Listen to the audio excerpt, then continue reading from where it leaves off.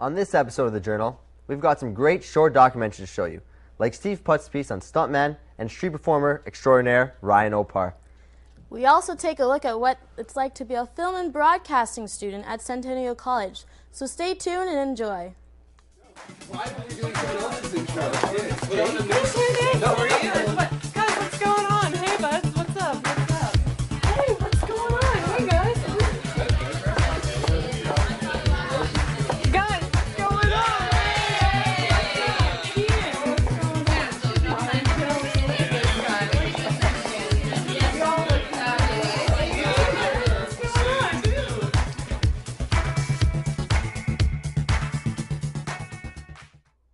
Welcome back. I'm your host, Matthew Torres. And I'm your host, Janelle Heron. Our first piece today is brought to you by Kyla Robertson. A young runner named Rachel Uebula prepares for her first marathon. You ever try waking up at 5 every morning to run 10K? No. But let's take a look at this inspiring story.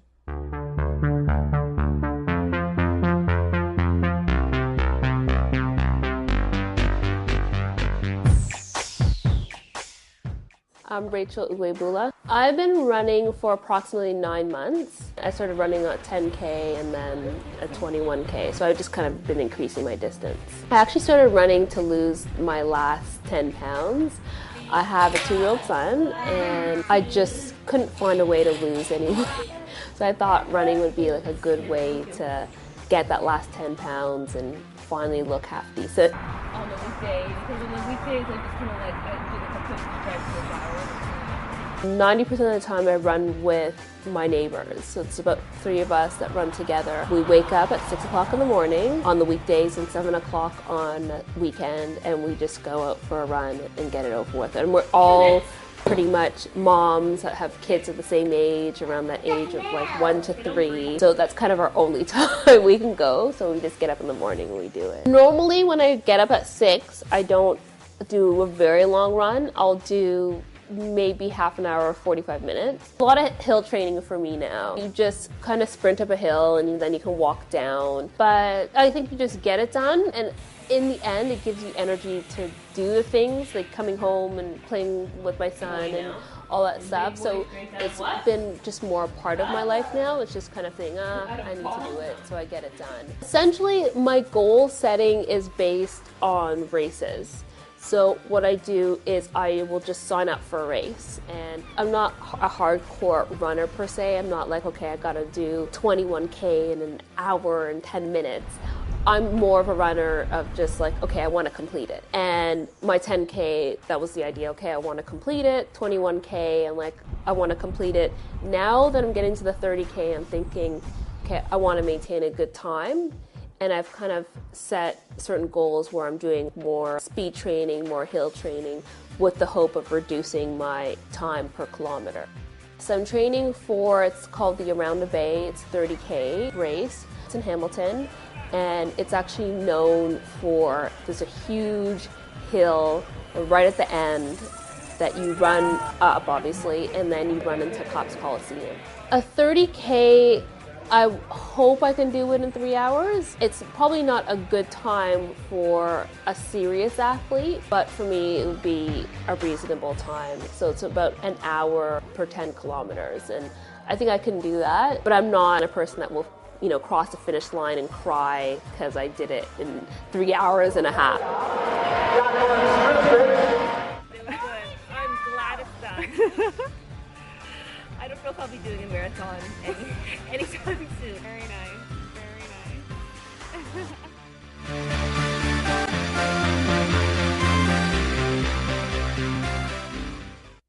Wow, that girl has spirit. Thanks again to Rachel for sharing her inspirational story with us. What's next, Janelle?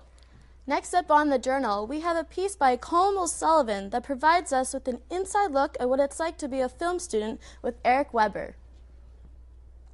If Kolm wanted to make this easier, he should have just filmed us making this show. That would have been a good idea, Matt, but let's take a look at and see what he has done. Eric Weber. I go to Centennial College. I'm a student, 20 years old. Right now I'm attending the Broadcasting and Film program. I'm in semester 3. Pretty much what I do just goes around the fact like I work, have a job, have a girlfriend, and I'm a student. It's pretty painstaking, but just for the fact that it's more difficult when you get to a college level for broadcasting and film. It's a bit more serious. Like, assignments are, this is what you do, this is what you have to do, you have to meet the criteria. Like, you don't have much, like, an artistic leeway. That's what I specialize in, and I can't, like, if I do something a certain way, it might be looked at as unprofessional to another person's point of view, but that's where I'm at. My name is Chris Terry. I'm a professor and a coordinator at Centennial College. I'm a teacher. I teach documentary production and editing. I also coordinate half of the coordinating functions in the program for day-to-day operations. I don't believe that courses are creatively restrictive. I believe that students can do anything they want to do. In fact,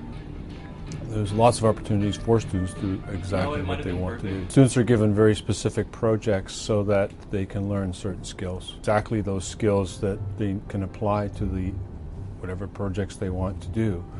I think that many times when students make the comment that they're being creatively restrictive, they haven't really fully realized that they can do whatever they want to do. They just have to do it in the context of whatever perhaps the assignment might be.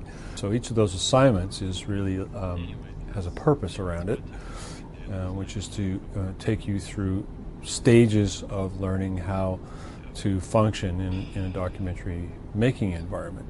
I chose broadcasting the film just for the reason that, like, in high school, I just loved it because of the fact that we had a film class, and we had a teacher named Miss Bourgeois. Her assignments is what got me into the whole filming thing, because we were able to make our own shorts with our own actors, and we were just kids back then, but I loved it. And ever since, like, even before high school, I was making videos on Sony Vegas and even PowerPoint. For each frame, I'd make a stick animation, like animation. I just loved people visually seeing something that I'd done, and there's a reward to it. The course itself is it's pretty hard in comparison to high school, for the fact that you have to use lighting kits, you have to use, like, color gels, tripods. Like, it's completely different from high school, whereas I just take the camera, shoot, filmed, whatever. I had no outlines, the criteria was just do whatever you want, as opposed to this program where it's like, this is what you're going to do, this is how you're going to do it, and if you don't do it, then, well, but, you know, it's good in the sense that it's giving me, like, this is, I guess, how the industry works. Like, they would tell you how to do something, you do the job as best as they want you to do the job. And if you don't, you know, you get canned. So it's realistic. It's good. It's teaching you something.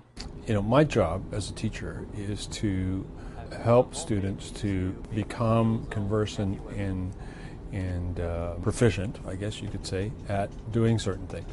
I don't know Eric that well, because I've only had him for this semester, and so it would be not really fair for me to say anything about him. You know, I think it's hard to say anything about somebody you don't know that well, because you know, he's still learning, like all students in that type of a course. If I sat here and said, "Oh, this was good" or "that was bad," I think that wouldn't be fair for me to say that. I can say that he's learning. He seems to be moving forward positively. You know, he's still in the middle of the course, so there's stuff to go through. More, I guess, more critically, you would say that by the end of the course, you know, you hope that students are ready to kind of do some more serious work. You know, I would hope by the end of the course that he would be sufficiently ready to start tackling more creative projects in documentary production. If I had any advice to give to people coming to this course, it'd be pull your socks up, because this is one ride that you're not going to come down from for a while. You're going to be doing assignments, staying up late, and, like, it's not even that if you do the assignments as soon as you get them, it's that you're getting all these assignments at once, and it's like, it's hard to plan. One day I'm going to do this, then the next day I'm going to do this, but if something comes in between those days and you have something to do, like family matters, like, then you have to push your assignments, and that's when the date's coming sooner, and you have to edit film. It's like it's hours. You need a lot of time to do each assignment, and you need the time. You need to sit down and just tell yourself that this is what I'm going to do, and you have to do it. You can't just pull it off, like, at the end of it. You have to start it early. I hope that gives you guys an idea of how hard we work around here. Thank you, Colm. Stick around, we've got more where that came from after the break. Advertising planner at BBDO, graduated from Centennial College in 2004. I'm owner of McLaren Art Studios, and I graduated Centennial College in 2001. Graduated from the Joint Journalism program at Centennial College in 2008. It's not what it looks like. I designed this game, just another day at the office. Graduated from Centennial College in 2009. Look past the piece of paper. Get real-world preparation and graduate with confidence to succeed. Centennial College, giving you the palette to paint your future with color.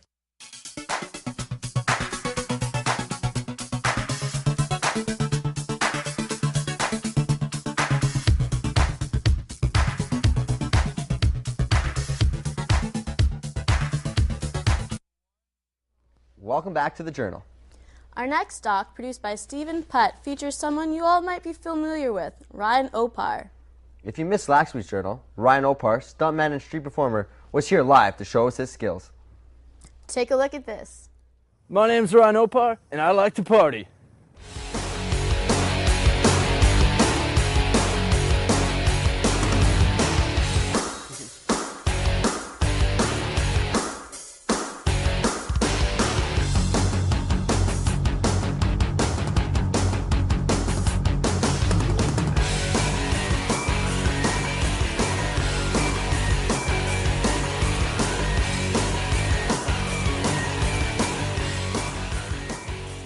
I just started juggling, making balloon animals, hanging out on the streets at the Toronto boardwalk and stuff, and just partying, trying to make some money.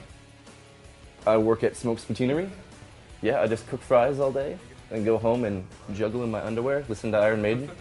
Well, I was doing magic for about 8 years or so, and then I started picking up on the balloon twisting, and I started watching a lot of the just videos of some of the old school buskers, and it sounded really fun.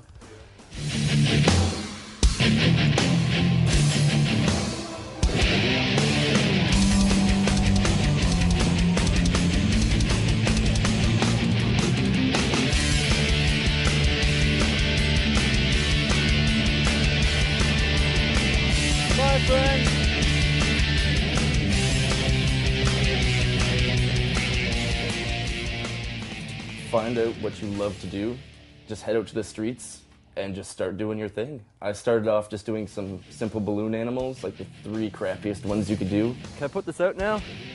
I didn't know any juggling, a few magic tricks. I just stood there and made a fool of myself, but I was having fun, and people eventually just warmed up to me. So that's just what you gotta keep doing.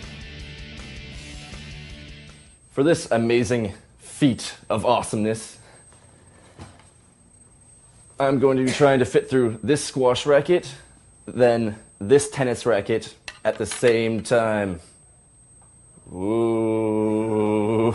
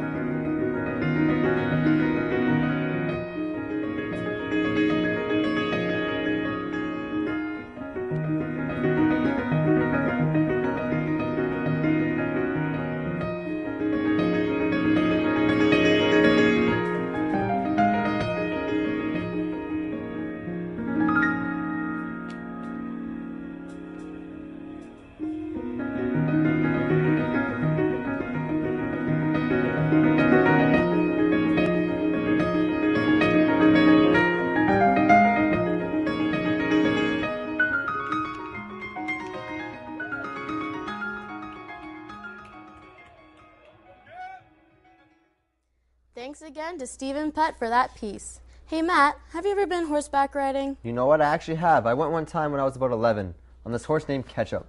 Oh man, we had some Wow. Matt, I didn't ask for your life story. Whoa, that was rude. Sorry, Matt.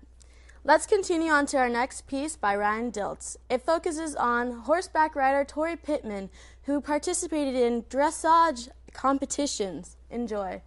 Dressage is a form of riding that evolved from training horses for the battlefields in the 17th century. Today it's developed into a sport where the highest level riders compete in the Summer Olympics. Dressage is the art of riding with your horse, rather than against it. My name's Torrey Pittman and I've been horseback riding for 12 years. When I was little, I always loved horses, and there was one day I was driving with my mom, and there's a barn around the corner from my house, and I talked her into stopping there one day, and we talked to the lady inside, and within the next couple weeks I was riding. I started competing when I was 13. It was my first year, like my first summer of showing. We started out just locally, my barn as well as a couple barns that weren't too far away. And I slowly worked my way up to the trillium level, and I was showing in Caledon, London, and the championships in Orangeville as well.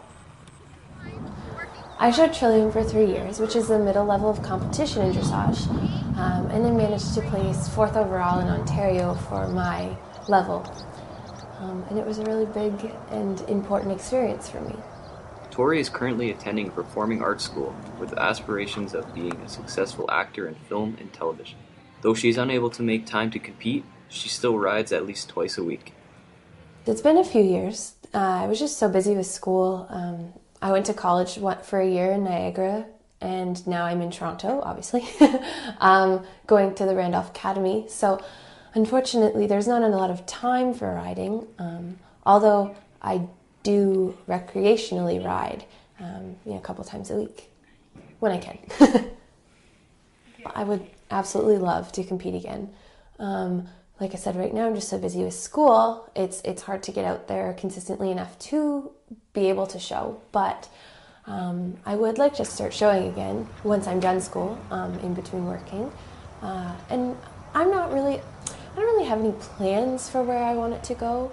I just really enjoyed showing and riding in general, and I just want to continue doing that, although my big goal would be able to ride in the Olympics, and who knows, maybe one day you'll see me there. Number 51, Torrey Pittman on Cuban Hawk.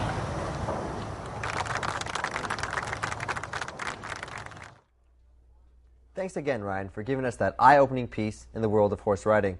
And I learned a new word today, dressage. We'd like to thank Torrey Pittman for letting us into that interesting sport. Next up on the journal, we'll take a look at the two single parents, both coping with divorce. Take a look. My name is Hema Hilal. I'm Steve. And I've been a single parent for 7 years. 2 years and 2 days. Raising a child is considered one of the most difficult things to do. Normally, it requires 2 people. According to a study by CBC News, 1 out of 4 families in Toronto are headed by one parent.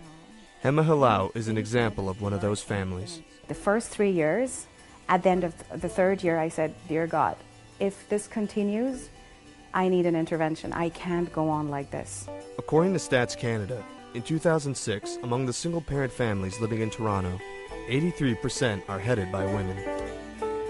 You have to do everything yourself, starting from school, homework, how they grow up, what you're putting in their minds, how you're training their minds, everything. For me, parenthood is really a spiritual process. When I had her, I myself was so scattered in all possible ways, and that is why she herself was very, very wild, and she was crazy. As I am growing up, as I'm maturing spiritually, I think this is being reflected on my child, and things are getting much, much easier. According to Canadian Living, joint custody doesn't necessarily mean equal periods of time with each parent. Steve Hu usually sees his son Christian only 2 days a week. When I was together with his mother, I'd skip out a lot more and go do my own thing because I knew she was there, but now I don't. Like, today I'd be hanging out with my friends. Sometimes I will take him and let him hang out with me and my friends, but a lot of times I would just do my own thing because there's another parent for him to fall back on right away, on the spot.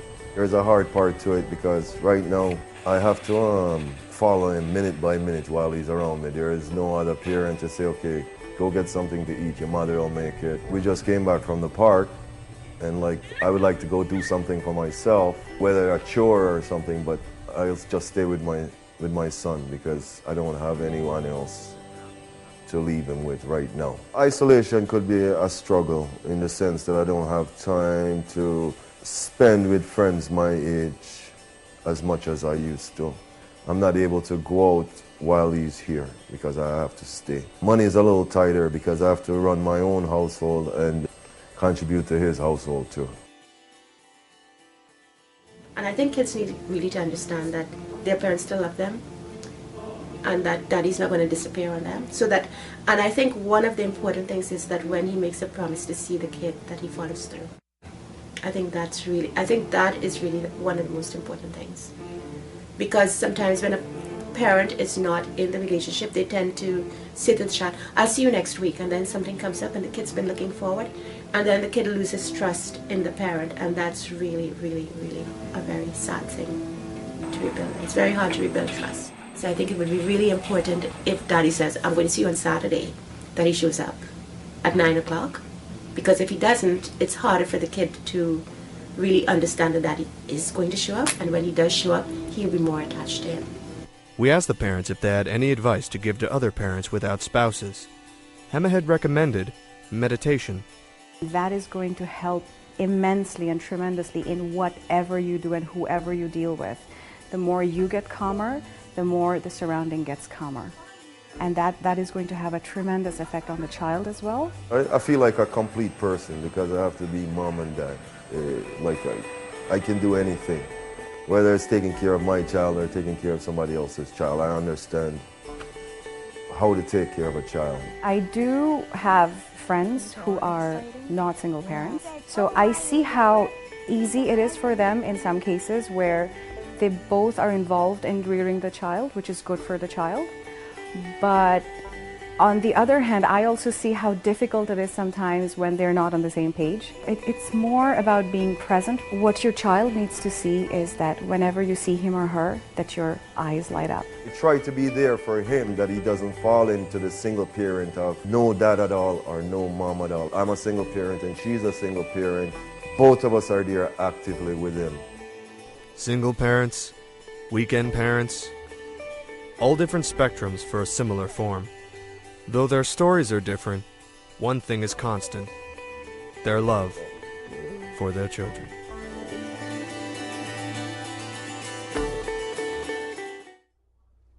A truly inspiring documentary there, Adam. Thanks for giving us amazing insight into a family adjusting to divorce. Up next, a doc produced by Farzana Shammi. It follows a fine arts student, Natasha Kurd, who finds herself overwhelmed with student life. Let's take a look.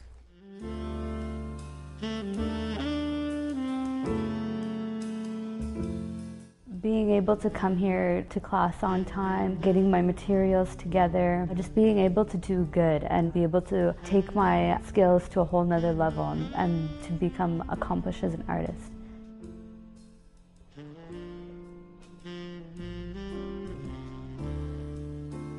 Stress is a necessary thing in a person's life. Stress adds flavor, challenge, and opportunity to our world. It is also a part of every student's daily life. In the right doses, stress can be healthy or even enjoyable. However, it can be very damaging to students when stress becomes excessive.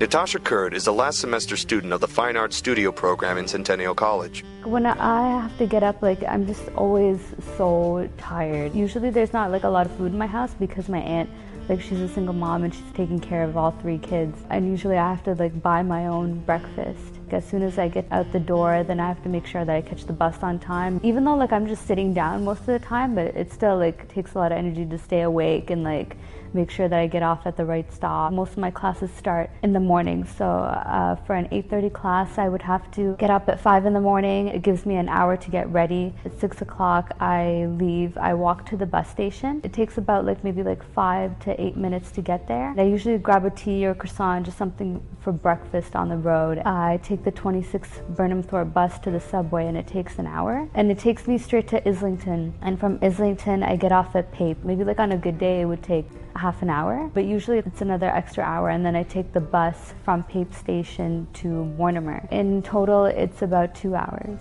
I got a part-time job at Jacob, but it was really stressful because almost every shift that I would go into, my boss would be on my head and just be like, okay, Natasha, you missed that customer, you have to go up to them and remember the 5 steps of selling cycle. And we sometimes have meetings on Sundays, which isn't too bad, but it's really stressful for me because I live so far. I eventually quit the job because it was just way too stressful and too demanding, and I felt like it cost me more money to keep that job in order to make money from it. Everyone knows that college is stressful.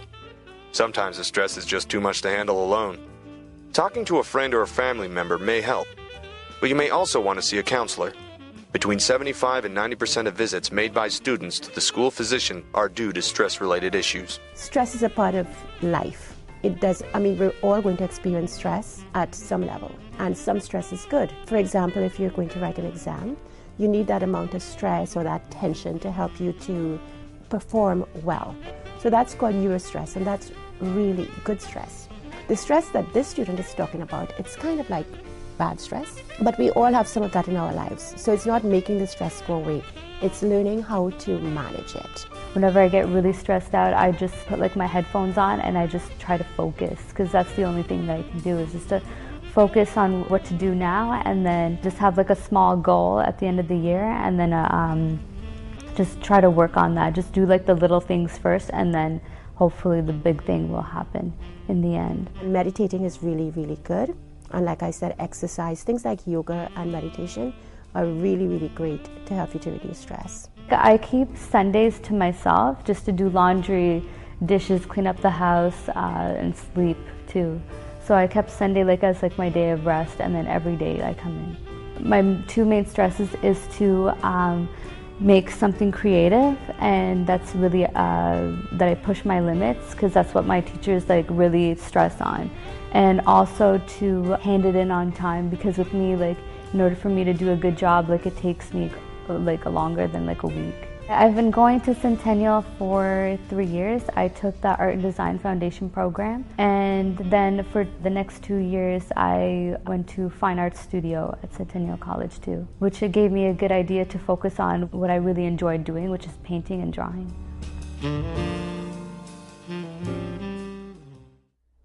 Thank you, Farzana and Natasha, for sharing your student experience with us. Stay tuned till after the break. We have more docs coming your way. Life moves fast, and the last thing you want are regrets, so I enrolled here at the center. And let me tell you, I received more than just classes for my cash. Now, I have real experience to add to my resume. Take this commercial, for instance, just one of many projects we all got to work on. See? We're working right now. The Center for Creative Communications at Centennial College is all about coming together to get ahead. All you have to do is have passion and live it. So that's my story. What's yours?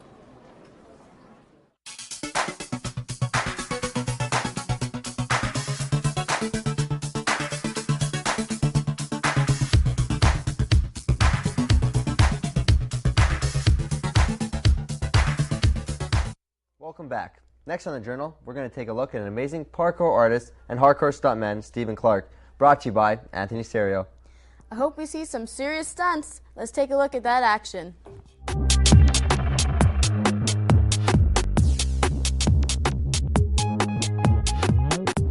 My name's Stephen Clark. I'm an aspiring stunt actor, and I train in martial arts, parkour, free running, tricking, gymnastics, pretty much everything you can think of. Well, I grew up in Toronto, Canada. It was ups and downs like everything else. I went back from foster homes to group homes. Stephen came, like most other people, to be trained with me about maybe 4 or 5 years ago, and he's taken off ever since. I was on The Bridge as a stunt actor. I did stunts for Unnatural History, TV show. I did a feature film called Silent Sam, again as a stunt actor.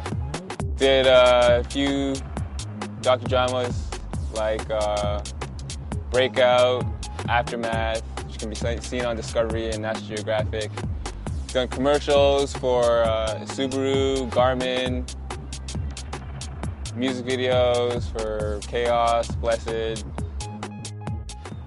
there's a lot of different meanings to parkour and free running, which is two different things, in my opinion. Parkour is moving as quickly as you can from point A to point B. Scrap the fancy stuff, scrap the flipping off stuff. That's free running. Yeah, since he started, I mean, like, I remember he couldn't do much when he first started. But in the last 4 or 5 years, he's actually progressed quite a bit. His moves are like doing moves that I'm currently working on also. And, you know, I'm happy to see that he's grown into like a peer almost. If you ask any parkour practitioner where it's going to be in the future, they'll pretty much tell you it's going to be the next transportation. It's going to be the next way of moving from your house to work, or from work to lunch, or your house to hanging out with friends. I see myself being on the red carpet, as anybody would tell you. But pretty much being on the screen and telling my story, telling my thoughts, my feelings through stunt acting.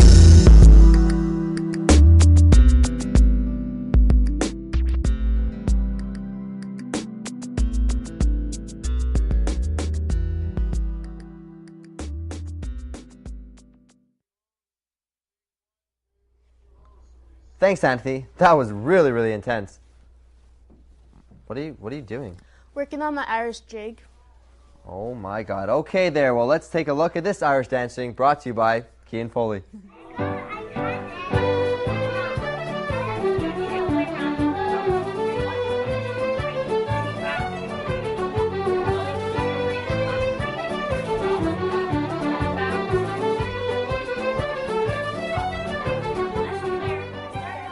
When I started out teaching first, I always taught kids, right? And then I started teaching adults, and it was kind of fun, more fun teaching adults, because when you teach kids, you have to try to make them do things a little bit better, where with adults, you just kind of keep it fun the whole time, you know, so it's different, you know, so. Well, I teach 3 nights a week for sure. I teach on Mondays in Mississauga, and I teach Wednesdays here at the Senior Centre, and Thursdays in Whitby. And now I've started going to Hamilton to help them out and get some sets going there. And then I call Kaylee's at the weekends.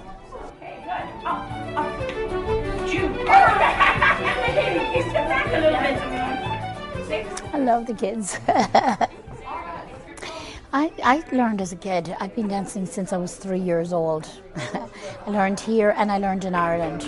And when I came back to Canada when I was 19, I went back to dancing classes again here after teaching. I was teaching in Ireland for a few years.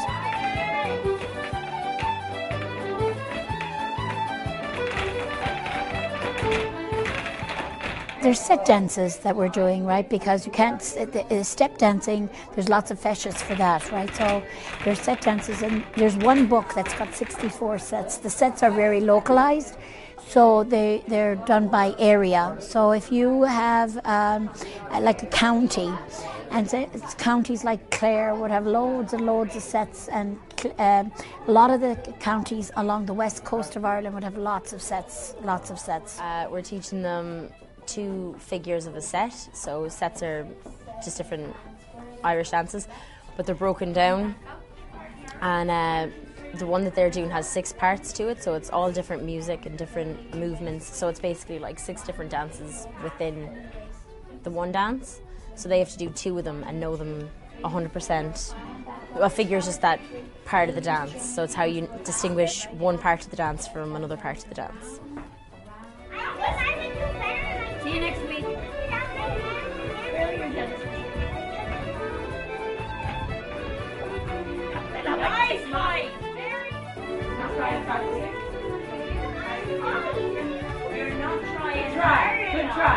You know, the culture and the faith kind of go hand in hand.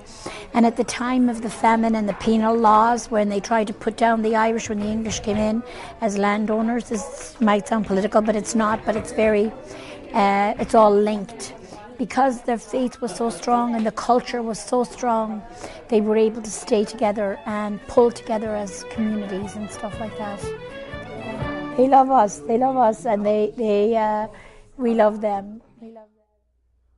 Thanks, Cian, for that fantastic piece. We'd like to give all our viewers thank all our viewers for tuning in, and a special shout out to Mama Heron, Janelle's mom. Hi, Mom. Make sure you tune in next Thursday and Friday for more of the Journal. Have a good weekend.